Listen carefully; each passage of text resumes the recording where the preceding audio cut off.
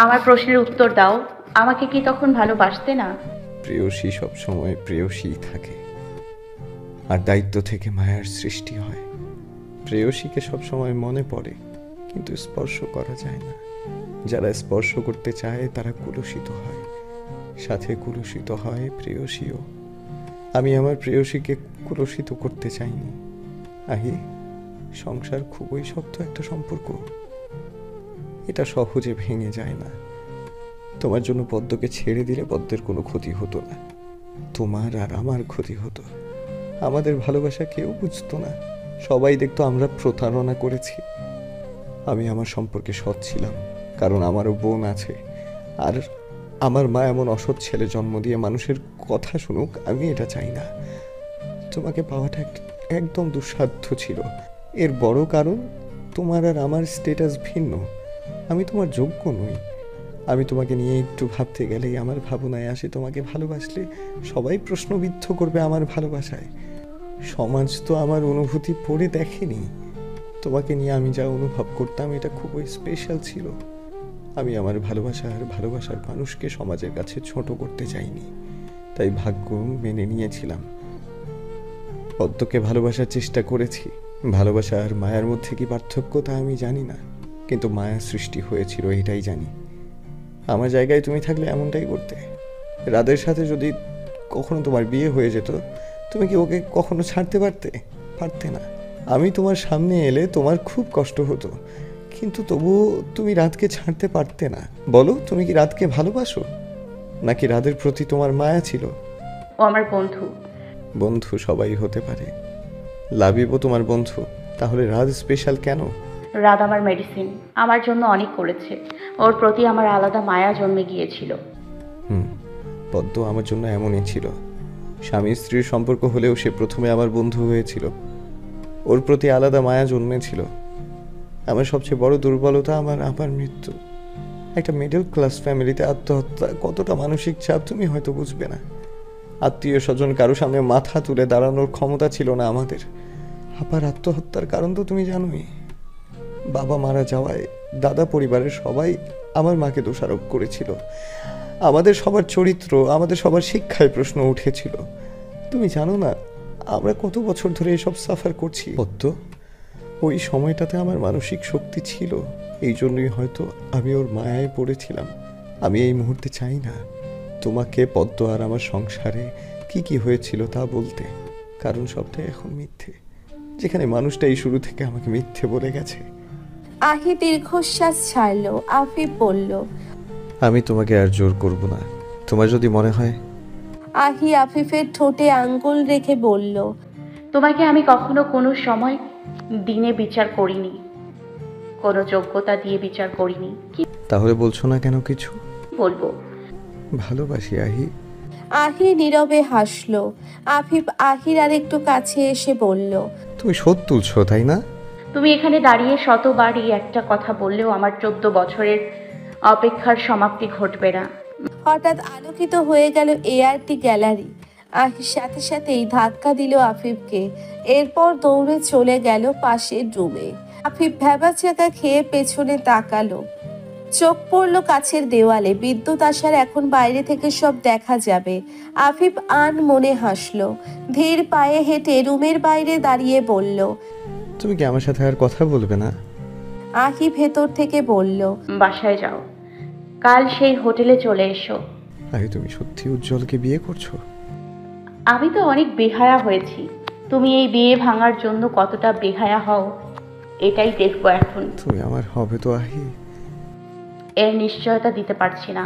কথাটি বলেই আহি মুখ চেপে হাসলো। আফিফ মলিন হেসে বলল, আমি তোমাকে রাজি করানোর সব চেষ্টা করব, শেষ মুহূর্ত পর্যন্ত চেষ্টা করে যাব। ভাগ্যে থাকলে তুমি আমারই হবে। ঘড়িতে রাত 12টা। আহি বাসায় ঢুকতেই দেখলো সালমা ফাউজিয়ার মুখোমুখি সোফায় বসে আছে পদ্ম। অন্য সোফায় লিনাশা আর নাইম। আহি পদ্মকে দেখে বেশ অবাক হলো, আর আহিকে দেখে আরো বেশি অবাক হলো পদ্ম। আহির সারা গায়ে রং মাখানো। সালমা ফাউজিয়া মেয়ের এই অবস্থা দেখে বললেন, আহি, তোমার গায়ের রং লেগেছে কিভাবে? আহি লাজুক হাসলো, বলল, মা তেমন কিছু না, তুমি এখনো ঘুমাওনি? তোমার অপেক্ষায় ছিলাম। আচ্ছা, আমি উপরে যাচ্ছি, তোমার নানুকে দেখে আসছি। পদ্ম এসেছে তোমার সাথে দেখা করতে। সালমা ফাউজিয়া চলে যেতেই লিনাশা হেসে বলল। বাহ, তেমন কিছু না। পদ্ম অবাক হয়ে লিনাশার দিকে তাকালো। আহি তার গালে হাত রেখে পদ্মের দিকে তাকিয়ে বলল। একটা বাক্যই কত রহস্য লুকানো থাকে। নাইব উঠে দাঁড়িয়ে লিনাশাকে উদ্দেশ্য করে বলল। আচ্ছা, আমি ইয়াসের কাছে যাই, তুমি আসো। নাইব চলে যেতেই লিনাশা বলল। বাহ, মিস্টার এআর তো দেখছি আমাদের ভাবনার চেয়েও বেশি এগিয়ে গেছেন। পদ্ম চমকে উঠল লিনাশার কথায়। সে আহির দিকে তাকিয়ে বলল। আর আহি, তুই আফিফের সাথে ছিলি? তোর গায়ে আফিফ রং লাগিয়েছেন? উনি তোকে স্পর্শ করেছেন? লিনাশা পদ্মের গাল টেনে দিয়ে বলল। বলে আমার পদ্ম ফুল, তোমার কেন এত কষ্ট হচ্ছে বলো তো দেখি? এদিকে তোমার স্বামী রাত জেগে মশার কামড় খেয়ে বাড়ি পাহারা দিচ্ছে, তুমি কোথায় তার মশারি হয়ে তাকে পাহারা দেবে? আর তুমি পড়ে আছো আমার বেস্টের প্রেমিকের দিকে। কুনজর লাগে বলে তো দেখি। চুপ কর লিনু। লিনাশা রাগী স্বরে বলল। ডোন্ট কল মি লিনু, তোমার সেই অধিকার নেই। আহি লিনাশাকে থামিয়ে দিয়ে বলল। বাদ দাও লিনু, আমি আমার মুড স্পয়েল করতে চাই না। আজকের রাতটা আমার জন্য খুব স্পেশাল ছিল।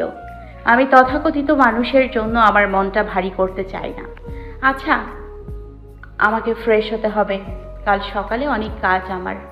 তুই গিয়ে ঘুমিয়ে পড়। আহি এবার জোরে কথাকে ডাকলো। কথা আসতেই আহি পদ্মের দিকে তাকিয়ে বলল। কথা, আমার খাবার গরম করে আমার রুমে পাঠিয়ে দিও। আর আশেপাশে কীট পতঙ্গ দেখলে একটু তুলে বাইরে ফেলে দিও। আমার হোয়াইট প্যালেসের কীট পতঙ্গ শোভা পায় না। কথাটি বলেই আহি লিনাশাকে হাত নাড়িয়ে বলল। Good night. এরপর লিনাশা মুচকি হেসে চলে গেল। আহিও সিঁড়ি বেয়ে উপরে উঠে গেল। আর পদ্ম সেখানেই দাঁড়িয়ে আছে, আর চার চোখে অশ্রু ভিড় করছে। আহি আর আফিফ কি তাহলে একে অপরের কাছে এসেছে? সহ্য হচ্ছে না পদ্মের, সে মনে মনে বলল। আফিফ, তুমি এত সহজে আহিকে পেয়ে যাবে? আর আমি তোমাকে সারা জীবনের জন্য হারিয়ে ফেলবো? বেল বেজে উঠতেই রেনু এসে দরজা খুলে দিল। দরজার ওপাশে রঙে মাখামাখি আফিফকে আপাদমস্তক দেখে রেনু মুচকি হাসলো। রেনুকে হাসতে দেখে বেশ লজ্জা পেল আফিফ। সে কপাল চুলকে ভেতরে ঢুকতেই ওয়াসিফ তার পথ রোধ করে দাঁড়ালো। আফিফ ওয়াসিফকে পাশ কাটিয়ে চলে আসতে যাবে, তখনই ওয়াসিফ বলে উঠল। তোমার গায়ে কি রং লাগিয়েছে মামা? অবুঝ মনের প্রশ্ন, অথচ শুনতে বেশ উদ্ভট লাগলো। রেনু ছেলের প্রশ্নের শব্দ করে হেসে উঠল। আফিফ তাড়াতাড়ি রুমে ঢুকে গেল। ওয়াসিফ ভাবুক কণ্ঠে বলল। রেনু মামা দৌড়ে পালালো কেন? ছেলের মাথায় হাত বুলিয়ে দিয়ে বলল। তোমার মামার মনের রং লেগেছে, তাই রং দিয়ে গোসল করে এসেছে। সত্যি? মনে আবার রং লেগে কিভাবে? রং খেয়ে ফেললে কি রং লেগে যায়? রেনু হাসলো। ওয়াসিফ বলল। এবার বুঝেছি, মামা ফুড কালার খেয়েছে। আচ্ছা মা, এখন যদি মামার পেট ব্যথা করে? আর তো যাও ঘুমিয়ে পড়ো, রং নিয়ে গবেষণা করতে হবে না। মামার জন্য ভীষণ চিন্তা হচ্ছে আমার। ওরে বাবা, আমার ভাইয়ের কত চিন্তাশীল ভাগ্নে। দিকে আফিফ রুমে ঢুকতেই তার দৃষ্টি পড়ল আয়নায়। মুহূর্তেই মনে পড়ল আহির স্নিগ্ধ মুখখানি। আজ এত বছর পর সে তার খেয়ালিকে বাস্তবে অনুভব করেছে। যেই অনুভূতি এত বছর শুধু কল্পনা ছিল, তার বাস্তব রূপ আজ দেখেছে আফিফ। আফিফ আনমনে হেসে বলল। আমার খেয়ালি, তোমার অভিমান ভাঙাবো আমি। ফোন বেজে উঠতেই আফিফের ভাবনায় বাধা পড়ল। ফোন হাতে নিয়ে দেখলো অপরিচিত নম্বর থেকে কল এসেছে। কলটা রিসিভ করতেই ওপাশ থেকে পদ্ম ব্যস্ত কণ্ঠে বলল। কল কেটে দেবেন না আফিফ, শেষ একটা কথা জানানো ছিল। আফিফ দীর্ঘশ্বাস ফেলল। পদ্ম বলল। আমার বিয়ে হয়ে গেছে। আফিফ নীরবে হাসলো। পদ্ম বলল। আপনি কি খুশি হয়েছেন? শুনে ভালো লাগলো। একটু কষ্ট হচ্ছে না আপনার? একদম না। এত তাড়াতাড়ি আমাকে ভুলে গেলেন? আর কিছু বলার আছে? আহিকে পেয়ে আমাকে ভুলে গেছেন, তাই না? আফিফ প্রকুচকে বলল। তুমি কি ভুলে গেছো আমাদের ডিভোর্স হয়ে গেছে? আপনি দিয়েছেন, আমি তো নিতে চাইনি। হ্যাঁ, তুমি বাধ্য করেছিলে। ভুল করেছিলাম, ক্ষমা করা যায় না? পাগল হয়ে গেছো তুমি? ভালোবাসি আপনাকে। আমি তোমাকে ঘৃণা করি। কেন আফিফ? তুমি কি করেছিলে মনে নেই? আমি রেনু আর আহির সাথে অন্যায় করেছি, কিন্তু আপনি আহিকে কেন ভালোবাসছেন? ও কি আপনার বড় আপার সাথে অন্যায় করেনি? আফিফ তাচ্ছিল্যের সুরে বলল, তুমি ইচ্ছে করে করেছো, আরও সব তাজওয়ার করেছে। আহি এসব জানতোই না। কার সাথে কার তুলনা করছো তুমি? আচ্ছা, এসব বাদ দিন। আগে বলুন, আজকে আপনি আহির সাথে ছিলেন? আপনি কি ওকে স্পর্শ করেছেন? তুমি আমাকে বরাবরই অবাক করে দাও পদ্ম। শুনো, নিজের সংসারে মন দাও। আমার বিষয়ে নাক গলাবে না। আমার যা ইচ্ছে আমি করব। তুমি কেউ নয় আমাকে প্রশ্ন করার। আফিফ কল কেটে সাথে সাথে সিমটা খুলে ফেলল। এই সিমটা আহির জন্যেই খোলা রেখেছিল সে। এখন যেহেতু আহিকে কল দেওয়ায় অধিকার অর্জন করতে চাইছে, তাহলে অন্য নম্বর থেকেও সে আহিকে কল দিতে পারবে। অন্যদিকে পদ্ম ফোনটা বিছানায় ছুঁড়ে মেরে মেঝেতে ধপ করে বসে পড়ল। ফপিয়ে কাঁদছে সে।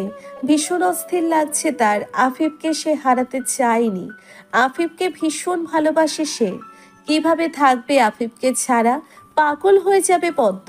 নিজের মাথার চুল আঁকড়ে ধরল সে। শব্দ করে কাঁদতে লাগলো আর মিনমিনিয়ে বলতে লাগলো, আমাকে একটু জড়িয়ে ধরুন আফিফ, আমার আপনাকে ছাড়া চলবে না। ধূসর বেগুনি রঙের শাড়ি পরেছে আহি। চুলে খোপা করে লাগিয়েছে কয়েকটা তাজা সাদা পাশকালি।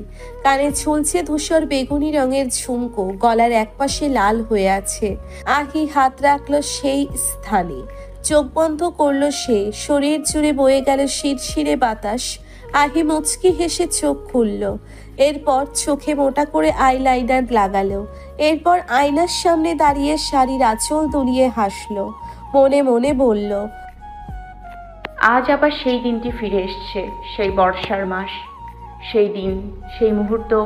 আমি বর্ষা এলেই এই একটা তারিখ সহ্য করতে পারি না, তোমার আর পদ্মের বিয়ের তারিখ। যেদিন তুমি আমার সামনে এসে পদ্মের হাত ধরে বলেছিলে পদ্ম ফুল, আমি সেই দিনটা তোমার আর আমার স্মৃতি থেকে মুছে দিতে চাই আফিফ।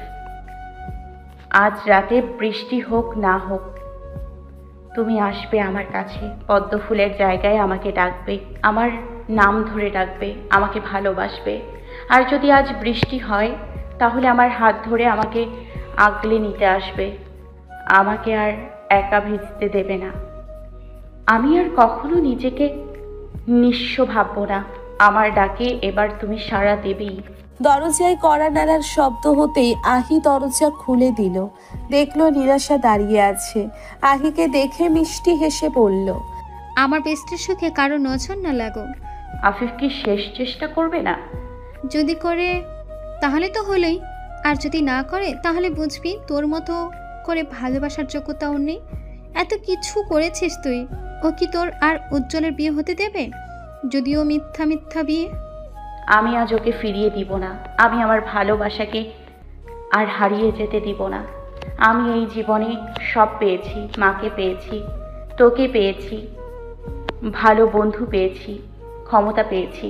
হেরে গিয়েছিলাম ভালোবাসার কাছে। এবার যদি সেই ভালোবাসার প্রাপ্তি হয়, তাহলে তো আমি আমার জীবনে জয়ী হব। হোয়াইট প্যালেসের রানী তার রাজাকে জয় করার জন্য অনেক অপেক্ষা করেছে। এবার তার অপেক্ষার সমাপ্তি ঘটবে। আহি হাসলো। ভীষণ অস্থির লাগছে তার। কি হবে আজ? আফিফ কি তার জন্য একটু বেহায়া হবে না? আফিফ কি প্রমাণ করবে না সেও আহিকে ভীষণ ভালোবাসে? কৃত্রিম আলোয় সুসজ্জিত হোটেলে পা রাখলো আফিফ। সম্পূর্ণ শীততাপ নিয়ন্ত্রিত হোটেল, অথচ ঘামতে ঘামতে আফিফের শার্ট ভিজে গেছে, গলা শুকিয়ে কাঠ হয়ে গেছে। তার হাতে পেপার দিয়ে বোনানো বড় একটা ক্যানভাস, কপালের একপাশে রঙের দাগ। রাত জেগে আহির জন্য ছবি এঁকেছে আফিফ। রাতে একটুও ঘুমায়নি সে। নির্ঘুম রাত কাটিয়ে দুপুর 12টায় বিছানায় শরীর এলিয়ে দিতেই কখন যে সন্ধ্যা 7টা বেজে গিয়েছিল সে বুঝতেই পারল না। কেউ একটু ডাকলোও না তাকে। এখনো কিছুই খায়নি সে। আফিফ ভুলেই গেছে সকালের নাস্তা আর দুপুরের খাবার তার পেটে যায়নি। তাই হয়তো এখন একটু একটু করে বেশি শরীর কাঁপছে তার। হোটেলের বড় অডিটোরিয়ামে ঢুকতেই বুকটা হু হু করে উঠল আফিফের। আহি দাঁড়িয়ে আছে একপাশে।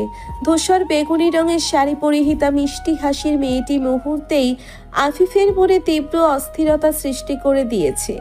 আগেও অনেকবার আহিকে দেখে এমন অনুভূত হয়েছিল তার, কিন্তু আজ আফিফের উপর অনেক বড় দায়িত্ব। আজ তার উপর আহিকে ভালোবাসি বলার দায়িত্ব, নয়তো সে আহিকে আর কখনো পাবে না। আর আহিকে না পাওয়ার ব্যর্থতা সারা জীবন তাকে কষ্ট দেবে। আফিফ আহির কাছাকাছি আসতেই উজ্জ্বল আহির পাশে এসে দাঁড়ালো। থমকে গেল আফিফ, সামনে এগোনোর সাহস পাচ্ছে না সে। এদিকে উজ্জ্বল আহির হাত ধরে আহিকে নিয়ে অডিটোরিয়ামের বড় স্টেজে উঠে দাঁড়ালো। ক্যামেরাম্যান ব্যস্ত তাদের ছবি তুলতে। আহি হাসছে উজ্জ্বলের দিকে তাকিয়ে। মিনিট খানিক আফিফ সেখানে দাঁড়িয়ে থেকে কয়েক পা পিছিয়ে গেল। আহিকে কি সে সুখে রাখতে পারবে? সে কি আহির যোগ্য? এমনই সব প্রশ্ন তার মাথায় ঘুরপাক খেতে লাগলো। আফিফ চুপচাপ বেরিয়ে পড়ল অডিটোরিয়াম থেকে। আফিফকে চলে যেতে দেখে উজ্জ্বল বলল, আহির ভীষণ খারাপ লাগলো। যার জন্য সে এতটা উন্মাদ, সেই মানুষটা একটু সাহস নিয়ে তাকে ভালোবাসি বলতে পারছে না। আহি স্টেজ থেকে নামতেই হঠাৎ বাইরে থেকে একটা কণ্ঠ ভেসে এলো অডিটোরিয়ামের বাইরে মাইক্রোফোনে রাখা। পুরো হোটেলের দেওয়ালে দেওয়ালে নির্দিষ্ট দূরত্বে স্পিকার বসানো, আর আহি সেই কণ্ঠ অডিটোরিয়াম থেকেই শুনতে পাচ্ছে। কণ্ঠটি আফিফের। আফিফ বলতে লাগলো, আমি বরাবরই ভীতু গোছের মানুষ, আমাকে দিয়ে কিছুই হয় না। তবু আজ অনেক সাহস নিয়ে তোমাকে এই কথাগুলো বলছি। আমার জীবনে প্রথম চিরকুট পাওয়া তোমার কাছ থেকেই। হ্যাঁ, তুমিই লিখেছিলে সেটা। সেখানে লেখা ছিল সেই বেনামি চিরকুটের এক অজ্ঞাতনামা ভক্ত আমার প্রেমে পড়েছে, আর আমি যাতে তার একটা নাম দিই। আমি সেই দিনই তার নাম রেখেছিলাম খেয়ালি। আমার খেয়ালি। তুমি আমার খেয়াল হয়েছিলে আহি। একটার পর একটা চিরকুট, এক একটা স্কেচ আমার হৃদয়ে অদ্ভুত অনুভূতির সৃষ্টি করেছিল। বয়স খুব বেশি ছিল না আমার, এই 18-19 হবে। আমার কিশোর বয়সে প্রথম অনুভূতি। একদম বোকা শোকা ছেড়েছিলাম আমি। তোমার চিরকুট পেয়ে তোমাকে এদিক ওদিক খুঁজতাম, কখনো সামনে এসে দাঁড়াওনি। তবে ভালো লাগতো সেই চিরকুটগুলো। তুমি উত্তর পাঠানোর কোনো ঠিকানা দাওনি, তাই আমি বাসায় ফিরে নিজেই উত্তর লিখে নিজের কাছেই যত্ন করে রেখে দিতাম। ভেবেছিলাম যেদিন তোমাকে প্রথম দেখব, আমার সামনে বসে তুমি তোমার চিরকুটের প্রতি উত্তরে লেখা আমার চিঠিগুলো পড়বে, আর তোমার মিষ্টি হাসি দেখতে দেখতেই আমি তোমার একটা ছবি আঁকবো। আমার কিশোর বয়সের স্বপ্ন ছিল এটাই। সামনের ভয়ঙ্কর দিনগুলো নিয়ে আমার কোনো কল্পনাই ছিল না। এরপর শুরু হলো সেই অদ্ভুত ভয়ঙ্কর দিনগুলো। আমি পার করেছি, তার বিনিময়ে তোমাকে হারিয়েছিলাম। আমি জানতাম না এমন একটা দিন আমি ফিরে পাবো, যেদিন আমি আমার মনের কথা তোমাকে জানাবো। আমার অতীত হয়তো তোমার অপছন্দের, কিন্তু তুমি আমার পছন্দের মানুষ ছিলে। শুনেছিলাম প্রেয়সীদের শুধু অনুভবই করা যায়। আমি তোমাকে সব সময় অনুভব করেছি। তোমার চিরকুটগুলো এখনো নিজের কাছে রেখে দিয়েছি। তোমার চিরকুট আর আমার উত্তরের সংগ্রহে একটা বই ছাপিয়েছিলাম, নামহীন বই। এখনো বুঝতে পারছি না কি নাম দেয়া যায়। তোমার ভালোবাসার কাছে আমি নিতান্তই অযোগ্য প্রেমিক, তাই নাম দেওয়ার ক্ষমতাও রাখিনি। আমি আর বেশি কথা না বাড়াই, তোমাকে একটা কথা জানিয়ে দিতে চাই। আহি, আমি তোমাকে ভীষণ ভালোবাসি। সেই চারুশিল্পে পাওয়া প্রথম চিরকুটের অনুভূতি আজও বর্তমান। মাঝখানে যা হওয়ার হয়েছিল, কিন্তু তোমাকে আমি স্মৃতি থেকে কখনো মুছে ফেলিনি। হয়তো ভালোবাসা প্রকাশে বাধা ছিল। মানুষ যখন কোনো সমাজ শৃঙ্খলে বাধা পড়ে যায়, তখন শুধু ভালোবাসলেই হয় না, ভালোবাসার মানুষকে সমাজের সব অভিযোগ থেকে মুক্ত করে রাখতে জানতে হয়। তুমি তো সব জানো আহি। তুমি কি আমাকে আমার অতীতের দুর্বলতার জন্য ক্ষমা করে দেবে না? আচ্ছা, তুমি কি আমার সম্রাজ্ঞী হবে? আমি ভালোবাসি তোমাকে, ভীষণ ভালোবাসি। আফিফ দেওয়ালের দিকে ফিরে মাইক্রোফোন হাতে কথাগুলো বলে গেল। পেছনে দাঁড়িয়ে আছে পুষ্প, লাবিব, নাইব, লীলাশা। সাথে দাঁড়িয়ে আছে পদ্ম। পদ্মের চোখে অশ্রু ভিড় করেছে। এদিকে আহি বেরিয়ে এলো অডিটোরিয়াম থেকে। সামনের হালকা ভিড় ঠেলে বেরিয়ে আসতেই দেখলো আফিফ দেওয়ালের দিকে ফিরে তাকিয়ে আছে। তার পাশে একটা ইসেলের উপর রাখা ক্যানভাসে আহির ছবি আঁকা। ছবিটিতে আহির চোখ অশ্রুসিক্ত, ঠোঁটে মিষ্টি হাসি, পরনে সাদা শাড়ি, পেছনে সমুদ্রের ঢেউ। আফিফ পেছন ফিরতেই আহির মুখোমুখি হলো। আফিফের হৃদকম্পন বেড়ে যাচ্ছে, হাত কাঁপছে অসম্ভব ভাবে। এখন আহি যদি তাকে ফিরিয়ে দেয়। আফিফ চোখ বন্ধ করলো, বলল, সেদিন বৃষ্টি ছিল, তুমি কৃষ্ণচূড়ার মতো ফুটেছিলে আমার পথে। আমি স্পর্শ করতে চেয়েছিলাম কিন্তু পারিনি। সেদিন উত্তপ্ত রোদ ছিল, তুমি অলোক আনন্দা সেজে এসেছিলে আবদার নিয়ে। আমি তোমার চোখে চোখ রাখতে চেয়েছিলাম কিন্তু পারিনি। সেদিন শরতের সকাল ছিল, তুমি সাদা কাশফুলের মতো বসেছিলে আমার অপেক্ষায়। আমি তোমার সামনে এসে দাঁড়াতে চেয়েছিলাম কিন্তু পারিনি। সেদিন কুয়াশা জড়ানো সন্ধ্যা ছিল, তুমি মিষ্টি হাসি হেসেছিলে আমার দিকে তাকিয়ে। আমি বারবার ফিরে সেই হাসি দেখতে চেয়েছিলাম কিন্তু পারিনি। সেদিন বাগানে ফুল ফুটেছিল, তুমি ডেকেছিলে প্রিয় অলোক আনন্দ বলে। আমি খুব করে তোমাকে প্রিয় অলোক আনন্দা বলে ডাকতে চেয়েছিলাম কিন্তু পারিনি। আর আজ আকাশ মেঘলা, তুমি ধূসর বেগুনি শাড়ি পরে আমার সামনে দাঁড়িয়ে আছো। আমি তোমার সামনে দাঁড়িয়ে তোমার হাতটা ধরতে চাইছি, তোমার চোখে চোখ রেখে তোমাকে ডাকতে চাইছি প্রিয় অলোক আনন্দা বলে। তোমার মুগ্ধ হাসি দেখে একটা ছবি আঁকতে চাইছি, আর বলতে চাইছি ভালোবাসি খেয়ালি। আহির চোখ অশ্রু, সে চোখ মুছে দৌড়ে লিফটের দিকে চলে গেল। আফিফ স্তব্ধ হয়ে দাঁড়িয়ে রইল। সেকেন্ডের জন্য তার মনে হলো সে আহিকে হারিয়ে ফেললো বুঝি। পদ্ম আফিফের সামনে এসে বলল, তুমি আহির কাছে যেও না, ও তোমার চেয়ে ভালো কাউকে। লীনাশা পদ্মের হাত চেপে ধরে তাকে থামিয়ে দিল। এরপর আফিফকে উদ্দেশ্য করে বলল, যার দৃষ্টিতে আপনি রাজা, তার কাছে আপনি শূন্য হাতেও ফিরতে পারেন। আপনার শূন্য হাত সে পূর্ণ করবে আপনার হাতে হাত রেখে। ভালোবাসার মানুষের পাশে থাকা, তার হাত ধরে বাকি জীবনটা কাটানোর মতো বড় প্রাপ্তি দ্বিতীয় কোনোটাতেই নেই। আর যেই মানুষের এই প্রাপ্তি হয়, তার চেয়ে বেশি ধনবান কেউ হয় না। মানসিক শান্তি সবচেয়ে বড় সম্পদ, আর ক্ষমতা দিয়ে সেই মানসিক শান্তি কেনা যায় না। এর জন্য শখের মানুষের খুব প্রয়োজন। আপনি আহির শখের মানুষ, ওকে একমাত্র আপনিই সম্পূর্ণ করতে পারবেন। আহির কাছে যান, কারো কথায় নিজের ভালোবাসার মানুষকে হারাবেন না, নয়তো কষ্ট আপনাদের হবে, জয় হবে যাদের হিংসে হয় তাদের। আফিফ পদ্মের দিকে এক নজর তাকিয়ে লিফটের দিকে চলে গেল। পদ্ম লীনাশার দিকে তাকিয়ে বলল, আর আমার ভালোবাসা কেউ দেখলো না? যদি তোর মধ্যে বিন্দু পরিমাণ সততা থাকতো, আজ তুই বোরহান আলীর স্ত্রীর পরিচয় থাকতি না। আরও ভালো জায়গায় তোর বিয়ে হতো, আর আহি এবং তার এর সুখে সংসার হতো, আর আমরা চার বান্ধবীও একসাথে ভালো থাকতাম। তোর জন্য কত সম্পর্ক নষ্ট হলো, আর কতগুলো মানুষ কষ্ট পেল। একটু ঠান্ডা মাথায় ভেবে দেয়। আফিফ ছাদে উঠল, দেখলো পুরো ছাদ খালি, আর আহি একপাশে দাঁড়িয়ে আছে। আফিফ তা দেখে ছাদের দরজা বন্ধ করে দিল। আহি শব্দ শুনে পেছন ফিরে আফিফের দিকে তাকিয়ে বলেন, আমার খুব কান্না পাচ্ছিল। কারোর সামনে তোমার জন্য কাঁদতে চাইনি। অনেক আগেই অন্য কারোর সামনে তোমার জন্য কান্না করা ছেড়ে দিয়েছি, কারণ আমি আমার ভালোবাসাকে দুর্বল দেখতে চাই না। তবুও কোথাও না কোথাও দুর্বল হয়েই পড়তাম। এবার আহি আফিফের সামনে এসে দাঁড়ালো, তার গালে আলতো করে হাত রাখলো। এরপর তার বুক স্পর্শ করে বলল, তোমাকে স্পর্শ করার, তোমার সামনে দাঁড়িয়ে তোমার কণ্ঠে অলকানন্দা ডাক শোনার, তোমার চোখে আমার প্রতি ভালোবাসা দেখার তীব্র অপেক্ষায় আমি কত রাত জেগেছি, কত রাত একাকী বসেছিলাম, তার কোনো হিসেব নেই। এক একটা মিনিট আমার কাছে অনেক বিশাল বিশাল মুহূর্ত ছিল। অনেক অনেক অনেক বেশি অপেক্ষা করেছি। আমার মস্তিষ্ক, আমার মন কিভাবে যে তোমাতেই এতটা আসক্ত ছিল, আমি এর কোনো উত্তর পাইনি। আমি আর উত্তর খুঁজতেও চাই না। ভালোবাসার মানুষকে বেশি অপেক্ষা করানো যায় না। আমি তোমাকে ভীষণ ভালোবাসি, আর তোমার চেয়েও বেশি। তুমি ভাবতেই পারবে না এতটা ভালোবাসি। আমি খুব শক্ত মনের, কিন্তু তোমার সামনে এলেই আমি পৃথিবীর সবচেয়ে দুর্বল একটা মানুষ। তুমি আমার সবচেয়ে বড় দুর্বলতা আফিফ, আর তোমাকে ভালোবাসা আমার সবচেয়ে বড় শক্তি।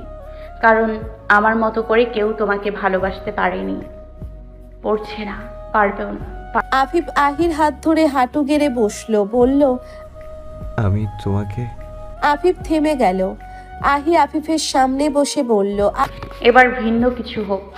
কি? আমি জানি তুমি কি বলতে চাও, এটাও জানি তুমি কেন থেমে যাচ্ছ। আফিফ চোখ নামিয়ে নিল, ইতস্তত কণ্ঠে বলল, আমার উপর অনেক দায়িত্ব। আমার হয়তো একটা ভালো অবস্থানে যেতে আরো কয়েক বছর সময় লাগবে। আমি তোমাকে ভালোবাসি আফিফ, তোমার অবস্থানকে নয়।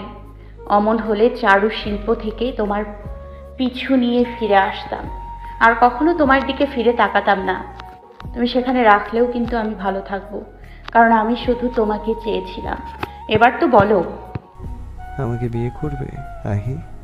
আহি মুচকি হাসলো, তার চোখে আনন্দ অশ্রু। সে মাথা নেড়ে হ্যাঁ বলল। তখনই শুরু হলো বৃষ্টি। আহি মেঘেদের দিকে তাকিয়ে বলল, আজকে আমি একা ভিজবো?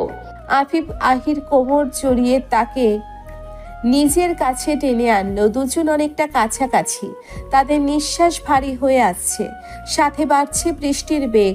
আফিফ এবার আহির কপালে কপাল স্পর্শ করলো, আলতো করে আহির অধর স্পর্শ করলো, এরপর তার গালে হাত রাখলো, তার খোপাটাও আলগা করে দিল।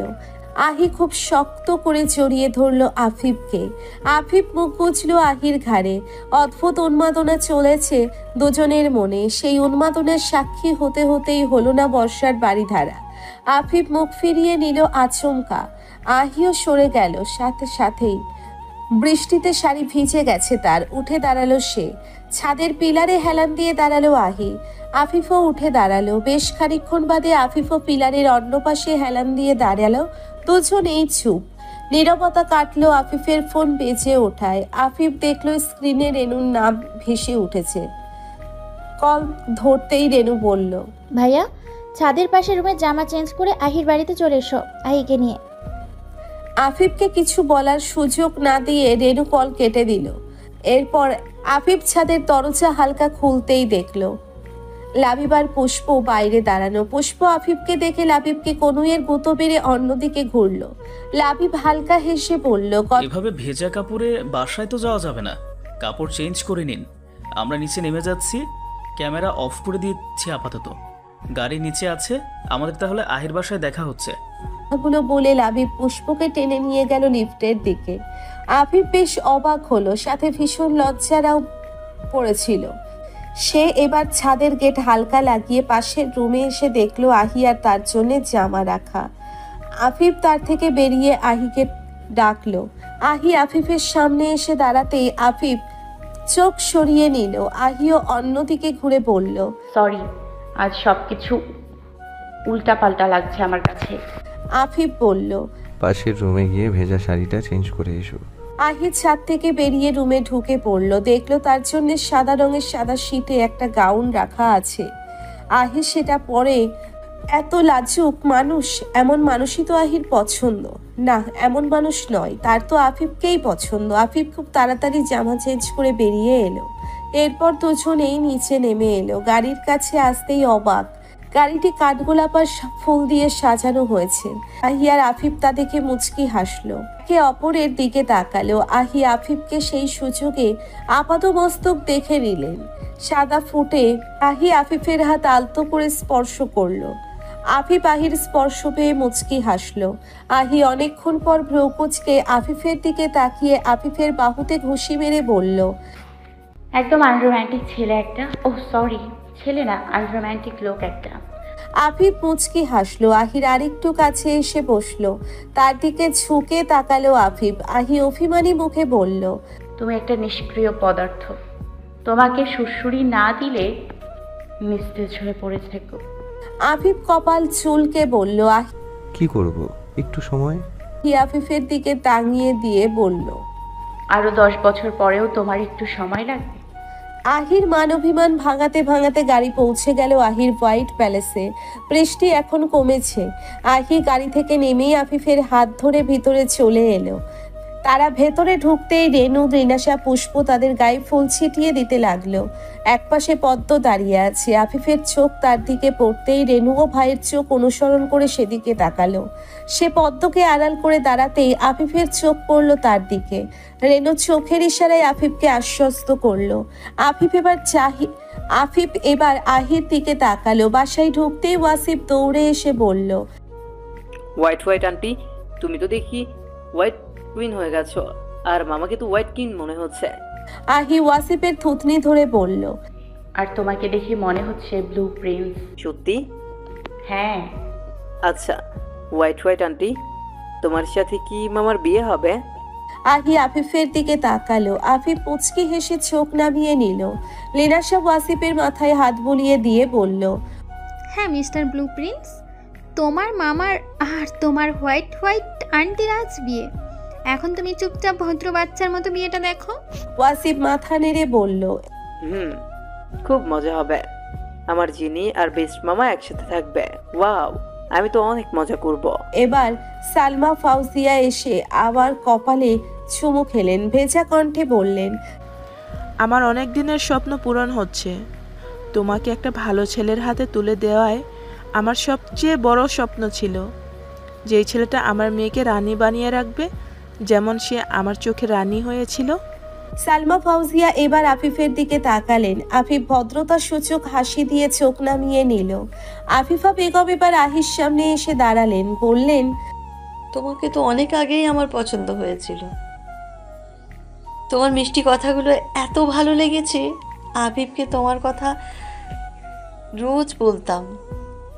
একটা মায়ের প্রশান্তি এইখানেই, তার ছেলেকে কি অসম্ভব ভালোবাসো। আমার হীরার টুকরাকে যদি কেউ এতটা ভালোবাসতে পারে, সেই মেয়ের সাথে আমার ছেলে সারা জীবন সুখী হবে, এটা আমি চোখ বন্ধ করে বলতে পারি। আমার দোয়া তোমরা অনেক সুখী হও, তোমাদের জীবনে আর কোনো কালো ছায়া না আসুক। পদ্ম আফিফা বেগমের কথায় মাথা নিচু করে নিল। আজ আহি আর আফিফের বিয়ে, খুব সাদামাটা আয়োজন। আর রাতের খাবারের আয়োজন আহির হোয়াইট প্যালেসেই হচ্ছে। আহির মাথায় লাল ঘোমটা পরিয়ে মুখ পর্যন্ত ঢেকে দিয়েছে রেনু। এরপর আহি আর আফিফকে পাশাপাশি বসানো হয়েছে। একজন হুজুর এসে তাদের বিয়ে পড়াচ্ছেন। কবুল বলতে বলা হলো আহিকে। আহি চোখ বন্ধ করে 3 বার কবুল বলল। এরপর আফিফ এক নিঃশ্বাসে খুব দ্রুত 3 বার কবুল বলল। বিয়ের কাগজে স্বাক্ষর করলো দুজনেই। বিয়ে শেষ হতেই সবটা দুহাত তুলে মোনাজাত করলো। আহি কাঁদছে। আফিফও অনেক কষ্টে নিজেকে সামলে রেখেছে। আহির ফোপানো কান্নার শব্দ সবার কানে এসে ঠেকলো। আফিফ আহির হাত ধরে মাথা নিচু করে রাখলো। এরপরে লিনাশা আহিকে নিয়ে উপরে চলে গেল। নাইবও আফিফের পাশে এসে বসলো।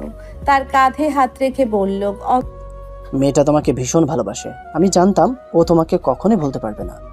আমার কাছে অনেক পেশেন্ট এসেছে, সবার এক এক ধরনের গল্প, কিন্তু আহির গল্পটা সবচেয়ে ভিন্ন। ওর মতো ভালোবাসার মানুষ পাওয়া অনেক বড় সৌভাগ্যের ব্যাপার। আজ তুমি একটা ভালো কাজ করেছো আফিফ, যদিও অনেক দেরি হয়ে গেছিল, কিন্তু শেষটা তো ভালোই হলো। অন্ধকার রাত, আকাশে হালকা মেঘ ভাসছে। মোম দিয়ে সাজানো হয়েছে সমুদ্র সৈকতের কিছু অংশ। হাওয়ার তালে মোমগুলো নিভে যাওয়ার উপক্রম। আহি সাদা শাড়ি পরে খালি পায়ে দাঁড়িয়ে আছে বালির উপর। চোখ বন্ধ করে সমুদ্রের আর্তনাদ উপভোগ করছে সে। আফিফের হাতে একটা মোম। সে ধীর পায়ে এগিয়ে এলো আহির দিকে। আহি পিছু ফিরতেই তার পিঠ ঠেকলো আফিফের বুকে। আফিফ তার কোমরে হাত রেখে তার থুতনি আহির কাঁধের উপর রাখলো। আহি ফু দিয়ে আফিফের হাতে থাকা মোমটি নিভিয়ে দিয়ে বলল, অল্প সময়ে কত কিছু হয়ে গেল। তোমার বান্ধবীরা করেছে সব? লিনু তো জানে আমার স্বপ্ন কি। আফিফ এবার আহিকে নিচের দিকে ঘুরিয়ে বলল, আর কি কি স্বপ্ন তোমার? আছে অনেক। বলো না। কেন জানতে চাচ্ছ? আমি তোমার সব স্বপ্ন পূরণ করব। যতটা কষ্ট দিয়েছি তার চেয়ে দ্বিগুণ ভালোবাসা ফিরিয়ে দেব। আহি মুচকি হাসলো। আফিফের 2 গালে হাত রেখে বলল, জানো, আমি সৃষ্টিকর্তার কাছে যাই চেয়েছি তাই পেয়েছি। উনি তার বান্দাদের সব ইচ্ছা পূরণ করেন। একটু দেরিতে দিয়েছেন, তবুও অসম্ভব চমৎকার একটা মুহূর্ত দিয়েছেন। তোমাকে ফিরে পাওয়াটা আমার কাছে স্বপ্নের মতো মনে হচ্ছে। আমার তো এখনো বিশ্বাস হচ্ছে না আমি আমার খেয়ালিকে বাস্তবে ফিরে পেয়েছি, আমার কাল্পনিক প্রাক্তন। আফিফ হাসলো, আহিও হেসে বলল, কাল্পনিক প্রাক্তনের সাথে বিয়ে, বিষয়টা চমৎকার না? আমাদের গল্পটাই অদ্ভুত সুন্দর, তাই না? অদ্ভুত বলতে ভীষণ অদ্ভুত। ট্রাস্ট মি আফিফ, আমি হয়তো স্বপ্ন দেখছি। আমাকে একটা চিমটি দাও তো। আফিফ হাসলো, আহির গালে হালকা কামড় বসিয়ে দিয়ে দুষ্টু হাসি হেসে বলল। স্বপ্নটা কেমন ছিল? আহি আফিফের বুকে হালকা ধাক্কা দিয়ে বলল। তাই বলে কামড় দেবে? না। ব্যথা লেগেছে নাকি? আহি ব্রুকুচকে বলল। আচ্ছা চলো খেয়ে নি, তুমি সারাদিন কিছু খাওনি। তোমাকে কে বলেছে? রেনু। এবার আহি আফিফের হাত ধরে তার পাশে বালির উপর বিছিয়ে রাখা মাদুরে এসে বসলো। বাকিদের খাওয়া দাওয়া আহির হোয়াইট প্যালেসে হলেও আফিফ আর আহির রাতের খাবার আলাদাভাবে এখানে সাজানো হয়েছে, কারণ আহির স্বপ্ন ছিল বিয়ের প্রথম রাত সমুদ্রের ঢেউ দেখে আর সেই ঢেউয়ের আছড়ে পড়া গর্জন শুনে কাটাবে। এদিকে আহি পাশ ফিরে সমুদ্রের ঢেউ দেখছে আর আফিফ যত্নের সাথে আহির প্লেটে খাবার তুলে দিচ্ছে। আহির মনোযোগ সেদিকেই পড়তেই সে আফিফের হাত থেকে চামচ নিয়ে পড়ল। ইস, দেখো তো কেমন বউ আমি। আমার বর সারাদিন না খেয়ে আছে আর আমি আত্মভোলা হয়ে আছি। আহি আফিফের প্লেটে খাবার তুলে দিয়ে হাত ধুয়ে খাবার মেখে আফিফের মুখের সামনে ধরলো। আফিফ আহির দিকে তাকালো। আহি বলল, যখন আমরা চারুশিল্পে পড়তাম আর তুমি অ্যাক্সিডেন্ট করেছিলে, তখন আম্মু বলেছিল তোমার নাকি খাইয়ে দিলে পেট ভরে যায়। আমি এখন থেকে তোমাকে খাইয়ে দিব প্রতিদিন। তোমার অফিস টাইমে তো সম্ভব না। তুমি খাইয়ে দিলে আমি ব্রেক নিয়ে বাসায় চলে আসব। আমিও যেতে পারি অফিসে। তোমার কাজ থাকলে আমি তোমার অফিসে খাবার নিয়ে চলে যাব। বাহ, আমার হাতে খাওয়ার এত শখ। আফিফ আহির গাল টেনে দিয়ে বলল, কিছু শখ দেরিতে পূরণ হয়, আর অনেক কষ্টে ফিরে পাওয়া কোনো কিছুর মূল্য অনেক। আমার কাছে এই শখের মূল্য অনেক বেশি। আমি তো সব কাজ ফেলে বাসায় চলে আসব। আফিফ আর আহির খাওয়া দাওয়া শেষ হলো। আহি আফিফের কাঁধে মাথা রেখে বসলো। হঠাৎ আহি অনুভব করলো তার গায়ে হালকা বৃষ্টির ফোঁটা পড়ছে। আহি চোখ খুলতেই আফিফ বলল, বৃষ্টি শুরু হয়ে যাবে হয়তো। আহি বলল, বর্ষার মাসে বিয়ে করার এটাই সৌন্দর্য, যখন তখন রোমান্টিক মুহূর্ত সৃষ্টি হয়ে যায়। আফিফ আর আহি উঠে দাঁড়ানোর আগেই বৃষ্টি শুরু হয়ে গেল। আহি আর আফিফ ব্যস্ত হাতে খাবারের জিনিসপত্র গুছিয়ে নিল। পাশেই তাদের কটেজ। এদিকে তীব্র হাওয়া দক্ষিণ থেকে ধেয়ে আসছে।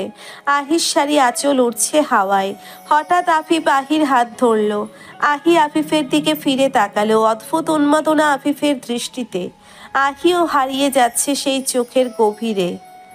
আফিফ বলল, আহি, তোমার অসম্ভব চমৎকার রূপ দেখছি বরসায়। তোমার হাসি সুন্দর, তোমার ভালোবাসা সুন্দর, তোমার অশ্রুসিক্ত চোখ সুন্দর, তোমার অভিমান সুন্দর। তুমি বর্ষার জন্যই সৃষ্টি হয়েছ উদয়রণী। ব্রুকুচকে বলল, উদয়রণী? তুমি তো এত বছর রানী হয়েছিলে, এবার আমার সম্রাজ্ঞী হয়ে থাকবে। যেই সম্রাজ্ঞী কখনো হেরে যায় না সে সফল হয়, যার প্রতিটা ইচ্ছে পূরণ হয় ভবিষ্যতেও পূরণ হবে। বৃষ্টির বেগ বাড়লো। আফিফ আহির হাত ধরে দৌড়তে লাগলো কটেজের দিকে। দুজনেই হাসছে। চমৎকার সেই হাসির শব্দ, সেই শব্দে আলোড়ন তুলছে সমুদ্র পার। কটেজের ছাউনির কাছে আসতেই আফিফের বুকে ঝাপটে পড়লো আহি। ভিজে গেছে দুজনেই, মুখে পানির বিন্দু বিন্দু কণা। দুজনেই হাঁপাচ্ছে। আহি আফিফের কপালে কপাল ঠেকিয়ে নিজেকে শান্ত করলো আর বলল, নামটা ভীষণ সুন্দর, আরেকবার আমাকে সেই নামে ডাকবে? এয়ার। হাওয়াই ঝাপটা তাদের শরীরে এসে লাগছে, তাদের সেদিকে খেয়াল নেই। আহি ব্যস্ত আফিফের কণ্ঠে নতুন সম্বোধন শোনায়, আর আফিফ ব্যস্ত তার খেয়ালির ছোট্ট মিষ্টি আবদার পূরণ করায়। আফিফ আহির মিষ্টি আবদারের প্রতি উত্তরে মুচকি হেসে বলল, আমার সাদাসিধে জীবনে আমি তোমার সম্রাট, আর তুমি আমার উদয়রণী। এতদিন শূন্য ছিলাম, এবার পূর্ণ হলাম। এবার শুরু হবে এয়ার আর তার উদয়রণীর মিষ্টি সংসার।